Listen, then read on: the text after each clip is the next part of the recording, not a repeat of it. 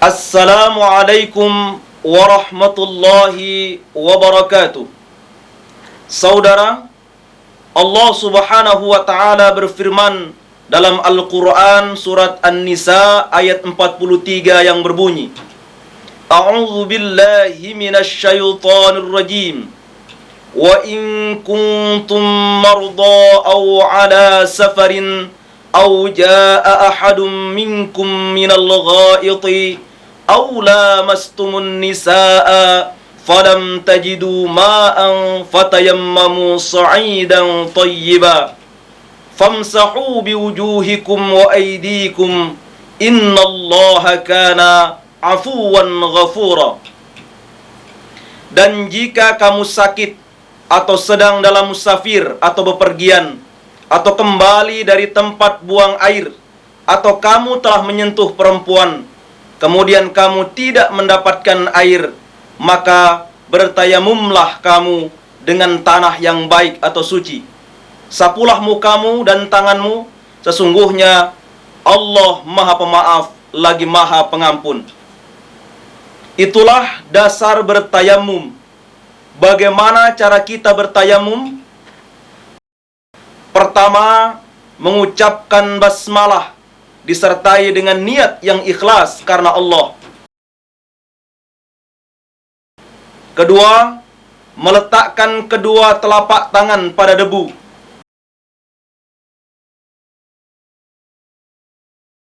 Yang ketiga, meniup debu pada kedua telapak tangan.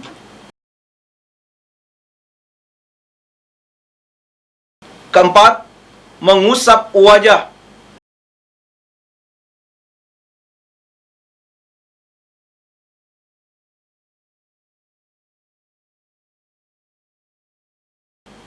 Kelima, mengusap punggung telapak tangan kanan dengan telapak tangan kiri. Mengusap punggung telapak tangan kiri dengan telapak tangan kanan.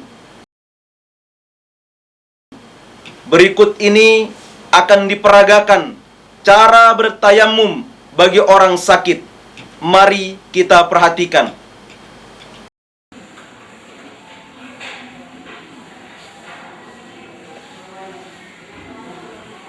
Bismillahirrahmanirrahim.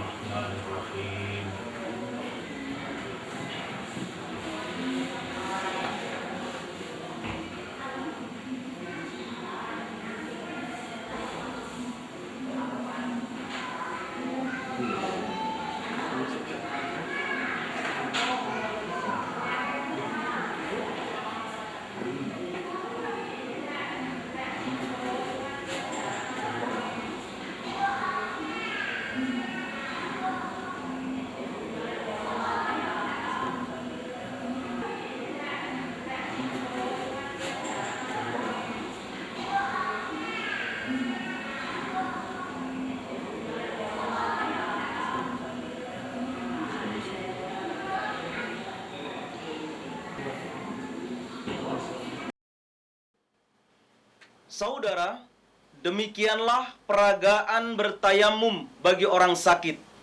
Lalu, bagaimana bertayamum bagi orang musafir? Tata cara dan langkah-langkah bertayamum bagi musafir sama dengan bertayamum bagi orang sakit. Berikut peragaannya.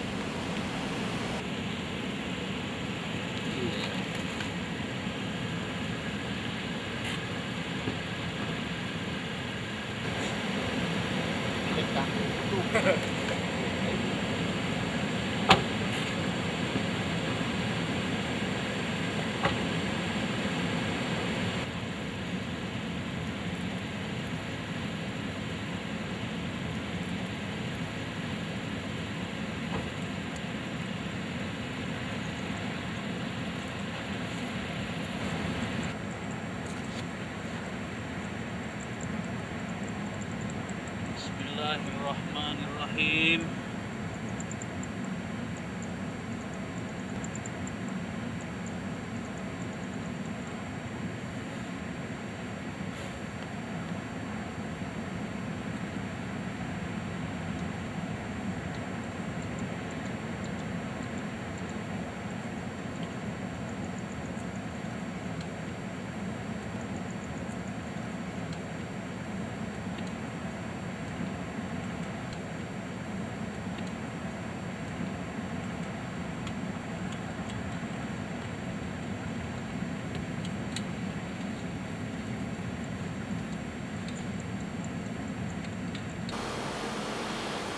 Saudara, agar lebih memahami pelaksanaan tayammum sesuai dengan tuntunan Rasulullah sallallahu alaihi wasallam, perhatikan tata cara bertayammum selengkapnya berikut ini.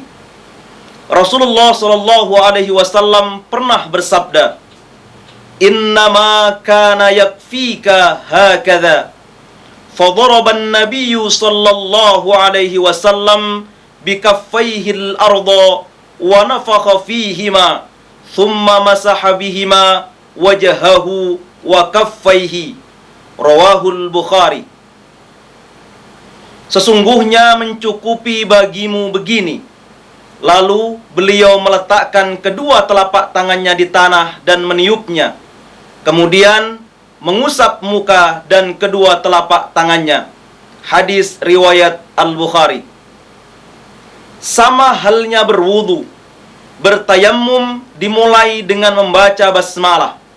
Hal ini berdasarkan hadis yang diriwayatkan dari Abu Hurairah yang berbunyi, "Kullu amrin dhi balin la yubda'u fihi bi bismillahirrahmanirrahim aqta." Rawahu Abdul Qadir Ar-Ruhawi.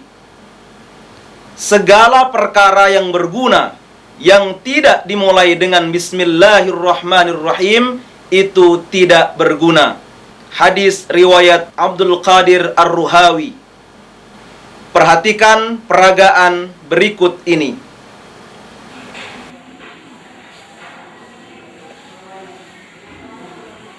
Bismillahirrahmanirrahim. Setelah itu, meletakkan kedua telapak tangan pada debu.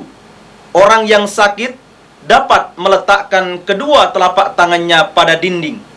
Orang yang bepergian naik bus atau pesawat terbang dapat meletakkan kedua telapak tangannya pada tempat duduk atau kursi di depannya atau jendela dan sebagainya yang kita yakini ada debu bersihnya. Perhatikan peragaan meletakkan telapak tangan pada debu bagi orang sakit berikut ini.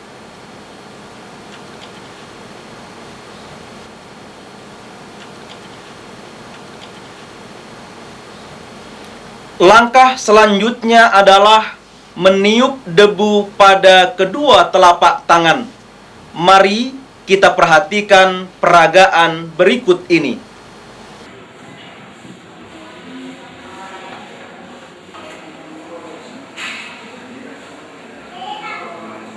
Apa yang dikerjakan setelah meniup debu di kedua telapak tangan?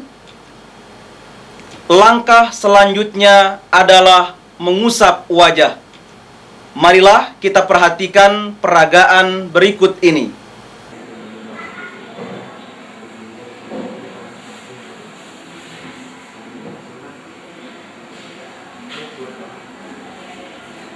Setelah mengusap wajah, apa yang dikerjakan?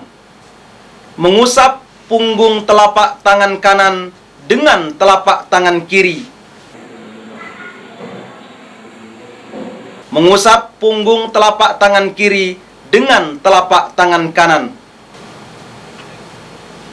Demikianlah tata cara bertayammum.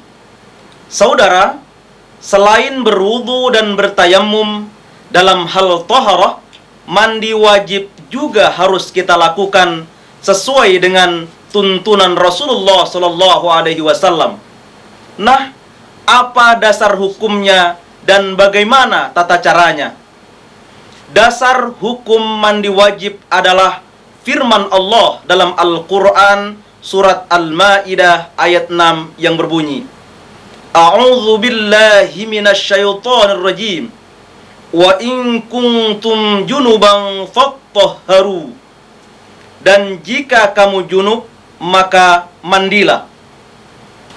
Selain firman Allah tersebut, yang menjadi dasar hukum mandi wajib adalah pertama, hadis yang diriwayatkan dari Ali radhiyallahu an. "Kuntu rajulan madza'an fasa'altu an-nabiyya sallallahu alaihi wasallam faqala fil madiyil wudu'u wa fil maniyil ghuslu. Rawahu Ahmad wa Ibnu Majah wa Tirmidzi. Adalah aku orang yang sering mengeluarkan madhi. Maka aku bertanya kepada Nabi sallallahu alaihi wasallam, maka jawabnya, keluar madhi harus wudu dan keluar mani harus mandi. Hadis riwayat Ahmad, Ibnu Majah dan At-Tirmidzi. Kedua, hadis yang diriwayatkan dari Ummu Salamah.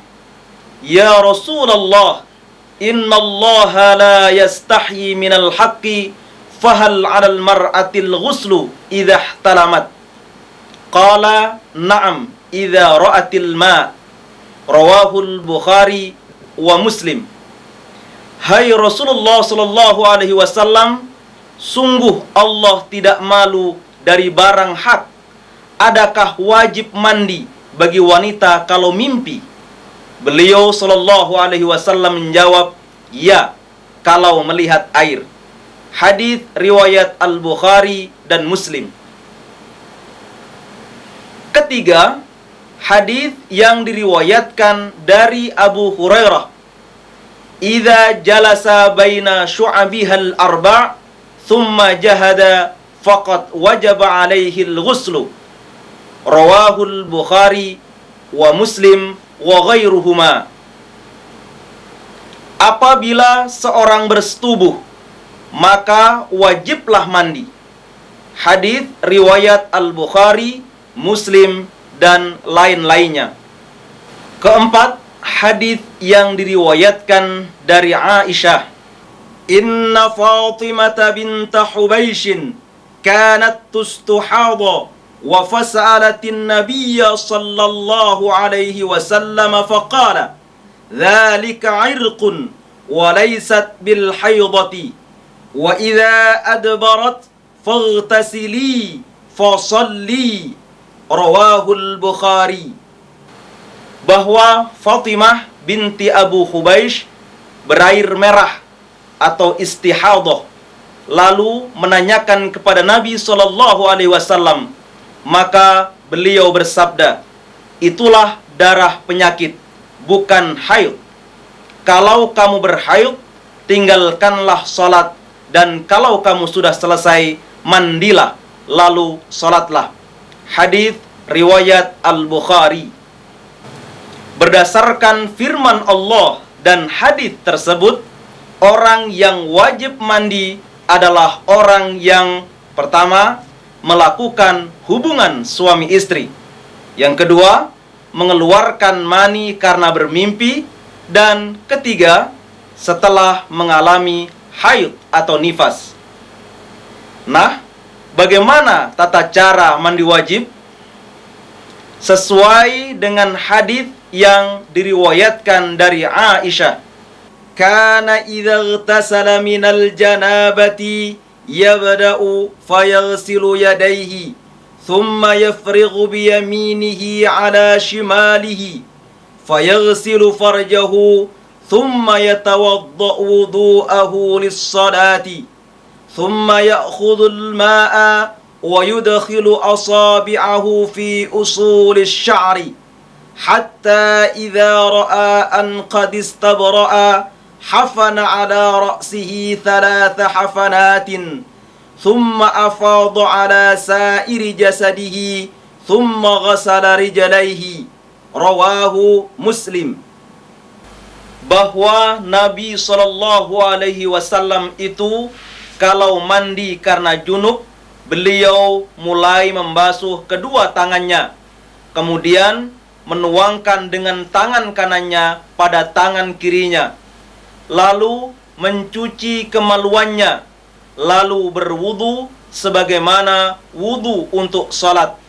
Kemudian mengambil air dan memasukkan jari-jarinya di pangkal rambutnya, sehingga apabila beliau merasa bahwa sudah merata, beliau siramkan air untuk kepalanya 3 tuangan, lalu meratakan seluruh badannya, kemudian membasuh kedua kakinya. Hadis riwayat Muslim. Berdasarkan hadis tersebut, tata cara mandi wajib adalah sebagai berikut. Pertama, mulailah dengan membasuh atau mencuci kedua tangan dengan niat yang ikhlas karena Allah. Kedua, lalu cucilah kemaluan. Ketiga, lalu berwudu sebagaimana wudu untuk salat.